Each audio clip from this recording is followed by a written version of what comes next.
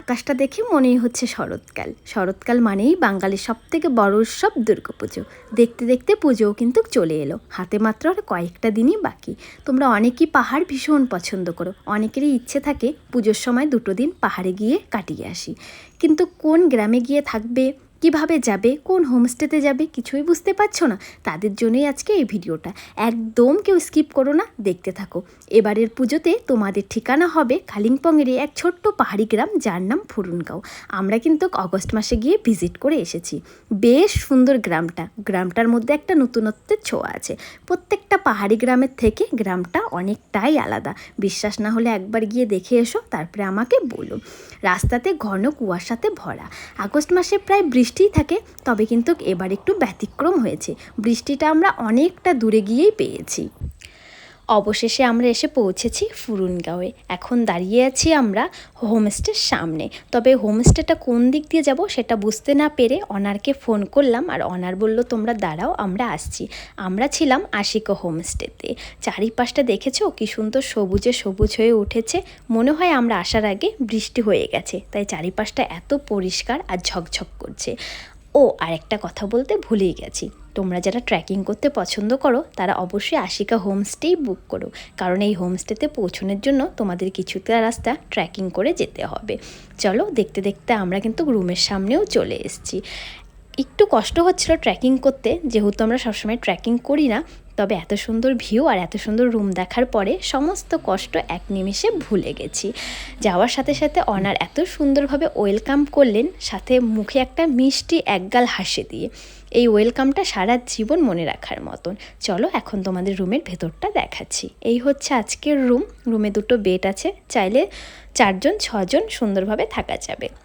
রুমটা নর্মালি একটুখানি বাঁশের ছোঁয়াও আছে, আর বাথরুমটাও একদম ঝকঝকে পরিষ্কার। এই হোমস্টেতে সবথেকে যেটা আমার ভালো লেগেছে, প্রত্যেকটা কোণা এত পরিষ্কার, মানে হয়তো না গেলে তোমরা বুঝতে পারবে না। যাই হোক, আমরা তো অনেকটা সকালেই বেরিয়েছি, তবে মাঝখানে না রাস্তা ভুলে যাওয়ার কারণে আমাদের পৌঁছতে পৌঁছতে প্রায় সন্ধ্যা হয়ে গেছে। আবার রুমের থেকে কিন্তু একটা জানালাও আছে, যে জানলাটা খোলার সাথে সাথে তোমরা এমন সুন্দর একটা ভিউ দেখতে পাবে। রুমের থেকে বসে বসেই তোমরা পাহাড়কে উপভোগ করতে পারবে। দেখেছো, প্রায় সন্ধ্যা লেগেই গেছে। এই হোমস্টেতে পৌঁছানোর জন্য তোমরা কিন্তু শেয়ার গাড়িও পেয়ে যাবে। তোমরা যখন আশিকা হোমস্টেতে ফোন করে বুকিং করবে, তখন তোমরা শেয়ার গাড়ির ডিটেলসটা জেনে নিও। এছাড়াও তোমরা যদি নিজেদের কেউ গাড়ি নিয়ে যেতে চাও, যেতে পারো। তাছাড়াও কেউ বাইক বা স্কুটিতে গেলেও কিন্তু যেতে পারো, কোনো রকম সমস্যা হবে না। রাস্তা মোটামুটি বেশ ভালো। আর এই হচ্ছে বেলকনির থেকে ভিউ। দেখেছো কি সুন্দর থাক থাক করে যে করা আছে, ওটা কিন্তু ওরা নতুন পদ্ধতিতে ধান চাষ করে। আমি এই প্রথমবারই পাহাড়ে গিয়ে দেখলাম, এর আগেও কিন্তু কোনো কোথাও গিয়ে দেখিনি। যাই হোক, যাওয়ার সাথে সাথেই কিন্তু চা দিয়ে গেল। দেখেছো, প্রায় 6টা বেজে গেছে।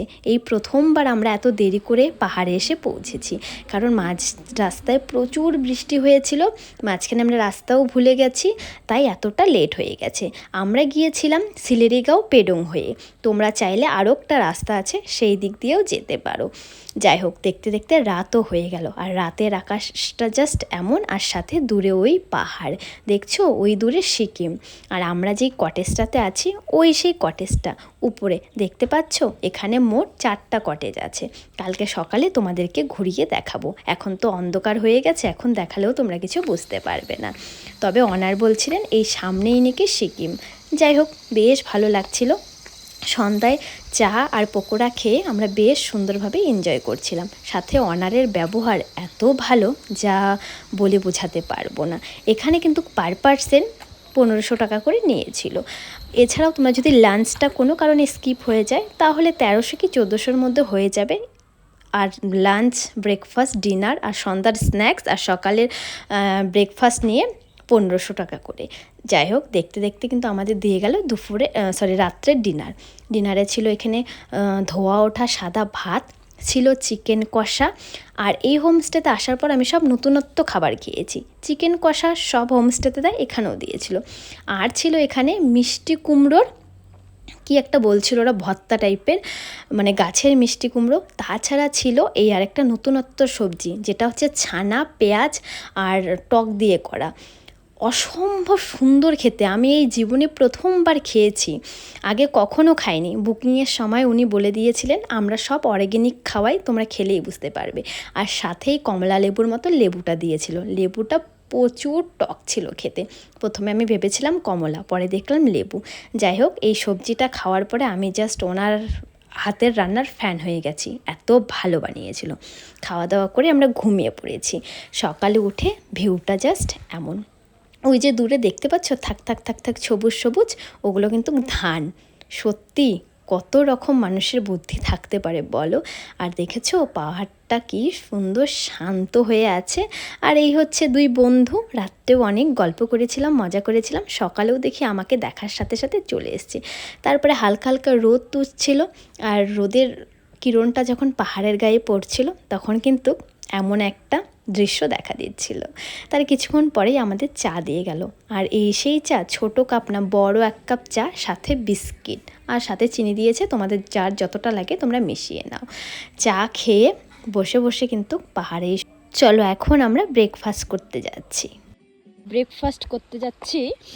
তো তোমাদেরকে ডাইনিং রুমটাও দেখিয়ে দিচ্ছি, কারণ রাত্রের ডিনার রুমেই দিয়ে গেছিলো, তাই তোমাদের তখন আর ডাইনিং রুম কিচেন রুমটা দেখানো হয়নি। এই যে দেখতে পাচ্ছ, এটা হচ্ছে ডাইনিং রুম, আর তার পাশেই আছে কিচেন রুম।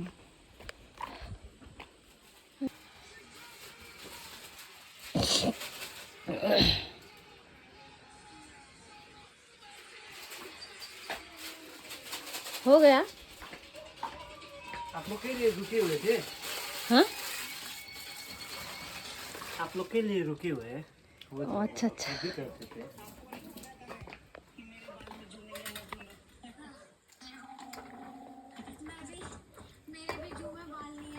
इतना सारा हम लोग नहीं खाएंगे। खाना पड़ेगा। नहीं, हम थोड़ा ही खाते हैं। এই রান্নাঘরটার মধ্যে কিন্তু একটা নতুনত্বের ছোঁয়া আছে। রান্নাঘরটা কিন্তু পুরো মাটি দিয়ে করা, ভীষণই সুন্দর। আর অনার এত পরিষ্কার, চারিপাশটা একদম ঝকঝক করছিল। এখানে একটা ডাইনিং রুমও করা আছে, যেখান থেকে খেতে খেতে তোমরা সুন্দর পাহাড়ের একটা দৃশ্য দেখতে পারবে। একদম অন্যরকম হোমস্টেতে, একদম নিলিবিলিতে তোমরা এখানে সুন্দরভাবে কাটিয়ে আসতে পারবে, কোনো রকমের কোনো সমস্যা হবে না। আর উনি ম্যাগি তৈরি করতে করতে আমি চারিপাশটা একটু ঘুরে দেখছিলাম। আমাদের ব্রেকফাস্টে রুটি আর সবজি দেয়নি, দিয়েছিল ডিম সেদ্ধ আর দিয়েছিল পাহাড়ি ম্যাগির মশলা দিয়ে স্যুপ। এটা আমি প্রথমবারই খাচ্ছি, তবে অসম্ভব ভালো ছিল খেতে। আর এত সুন্দরভাবে উনি সাজিয়ে দিয়েছিলেন যে দেখেই খেতে ইচ্ছে করছিল। এক হাতে 1 বাটি ম্যাগি, সাথে পাহাড়ি এক সকাল। আস্তে আস্তে কিন্তু কুয়াশাতে আচ্ছন্ন হয়ে পড়ছে পাহাড়টা।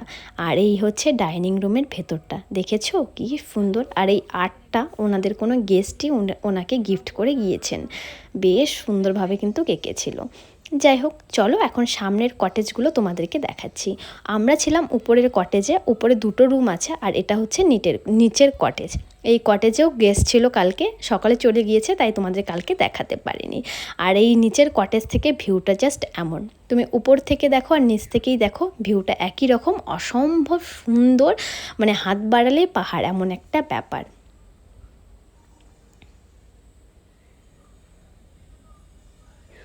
তোমরা চাইলে কিন্তু এখানে 2টো দিন ভীষণ সুন্দরভাবে কাটিয়ে আসতে পারবে। এছাড়াও এখানে সুন্দরভাবে এখানে একটা বসার জায়গা আছে, যেখানে তুমি বসে সন্ধ্যাবেলায় চা স্ন্যাক্স খেতে পারবে, সকালে খেতে পারবে, বা বন্ধুবান্ধবীদের সাথে সুন্দরভাবে আড্ডা দিতে পারবে। তার সাথে সামনেও একটা সুন্দরভাবে এই বাঁশ দিয়ে এখানে একটা করা আছে বসার জায়গা, এখান থেকেও পাহাড়কে উপভোগ করতে পারবে। তোমরা যদি চাও যে একদিন এই ফুরুনগাঁওয়ে থাকবে, আরেকদিন কিন্তু তোমরা পেডং বা সিলেরিগাঁওয়েও থাকতে পারো। পেডং আর সিলেরিগাঁও কিন্তু এই ফুরুনগাঁওয়ের থেকে অনেকটাই কাছে। আমরা কিন্তু আসার সময় ওই দিকটা দিয়েই এসেছিলাম। যাই হোক, এছাড়াও চারিপাশে অনেক ধরনের ফুলের গাছ লাগানো আছে। পাহাড়ি ফুল তো সবসময় ভীষণই সুন্দর হয় আর দেখতেও বেশ ভালো লাগে। আমাদের সকালের ব্রেকফাস্ট করা হয়ে গেছে। ও আরেকটা কথা বলতে ভুলে গেছি, তোমরা যদি চাও সকালে ব্রেকফাস্টে রুটি সবজিও নিতে পারো। ওনার নিজে বলেছেন যে আমাদের এখানে নতুনত্ব একটা ম্যাগির স্যুপ আছে, অন্যরকম মশলা দিয়ে ট্রাই করতে পারো, তাই আমরা রুটি সবজিটাকে স্কিপ করে এটা নিয়েছি। আর এই হচ্ছে নিচের কটেজ দুটোর সামনটা। ভেতরের রুমগুলো দেখাতে পারলাম না, ওই আমাদের রুমটার মতনই এই রুম দুটো, তবে এই রুমটার সামনে একটু বাঁশ দিয়ে করা আছে, দেখতে বেশ ভালো লাগছিল। যাই হোক, চারিপাশটা আরেকটু ঘুরে নেই, কারণ আমাদের এখন বেরিয়ে যাওয়ার সময় চলেই এসছে। কারণ আমরা একদিনের জন্যই গিয়েছিলাম, আর একদিনে আমরা ভীষণ সুন্দরভাবে ঘুরে ভীষণ এনজয় করেছি। আর অনারের ব্যবহার এত ভালো যেটা বলে বোঝানোর মতো না। এছাড়া ওখানকার খাবার দাবার পরিবেশ ভীষণই ভালো। সত্যি কথা বললে তোমাদেরও ভীষণ ভালো লাগবে।